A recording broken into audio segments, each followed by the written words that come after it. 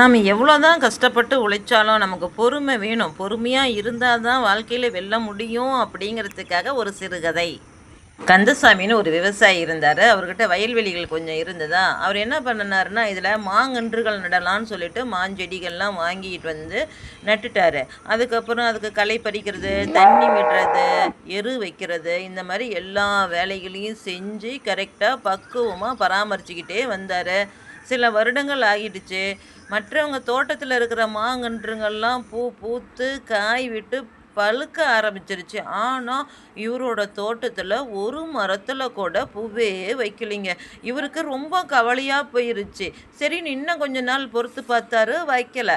அப்புறமும் பார்த்தாரா, வரவே இல்லையா. இவருக்கு என்ன பண்ணிட்டாருன்னா, என்னடா இது, நம்ம நேரம் ஏதோ சரியில்லை போல இருக்குது. இத்தனை வருஷம் பராமரித்தோம், நமக்கு ஒரு பூவும் விடலை, காயும் விடலையே, மற்றவங்க மரத்துலாம் இருக்குதே, என்ன பண்ணுறேன்னு கொஞ்ச நாள் கவலையாகவே இருந்தார். அந்த நேரம் பார்த்து பக்கத்து ஊர்லேருந்து ஒருத்தர் வந்தார். அவர் எங்கேயாவது வயல் கிடைக்குமா, விவசாயம் செய்யலான்னு ஆசைப்பட்டு கேட்கக்குள்ள இவர் என்ன நினச்சாரு, இந்த மாமரம் தான் பூக்கவும் மாட்டேங்குது, காய்க்கவும் மாட்டேங்குது, இவர்கிட்ட விற்றுட்டு போயிடலாம் அப்படின்னு சொல்லிட்டு விற்றுட்டாரு. ஆமாங்க, அவசரத்தில் எந்த முடிவும் எடுக்கக்கூடாது. அவர்கிட்ட விற்று ஒரு 6 மாதம் ஆனது உடனே மரங்கள்லாம் பூக்க ஆரம்பிச்சிருச்சு, காய்க்குது, பழுக்குது.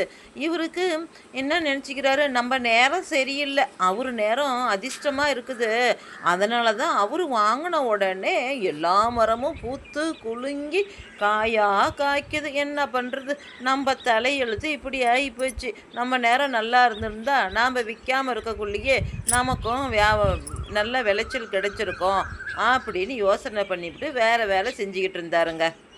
கொஞ்ச நாள் ஆயிடுச்சு. ஒரு நாள் வெளியூருக்கு போகிறாரு. அங்கே தான் இவருக்கு மரக்கன்று விற்றாரு பார்த்தீங்களா, அவரை பார்க்குறாரு.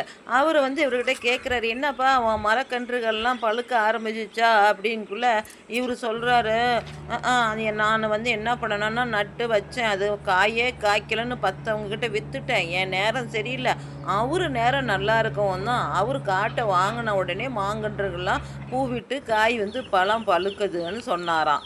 அதுக்கு அவர் சொன்னாரா, அட முட்டாளே, நான் என்ன சொன்னேன், உனக்கு உயர்ந்த ரகமான மரக்கன்றுகளை தந்திருக்கிறேன், இது கொஞ்சம் லேட்டாக தான் காய் விடும், காய் விட்டாலும் நல்ல ரகம், நல்ல விளைச்சலும் கொடுக்கும், நல்ல டேஸ்ட்டாகவும் இருக்குன்னு சொன்னனே, அது தெரியாமல் மற்றவங்களோட கம்பேர் பண்ணி கொஞ்சம் பொறுமையாக இல்லாமல் உன் காட்டியே விற்றுட்டு வந்துட்டு முட்டாள்தனம் பண்ணிவிட்டு, இது வேற நீ அதிர்ஷ்டம், அவருக்கு தான் அதிர்ஷ்டம் இருக்குது, அதனால் அவருக்கு காய்க்குதுன்னு சொல்கிறிய, உன் முட்டாள்தனத்தெல்லாம் என்னப்பா சொல்கிறத, ஏப்பா இவ்வளோ வேலை செய்கிற, கொஞ்ச நாள் பொறுமையாக இருந்தால் தானே அதுக்குரிய பலன் கிடைக்கும் அப்படின்னு திட்டினாராம் பாருங்க.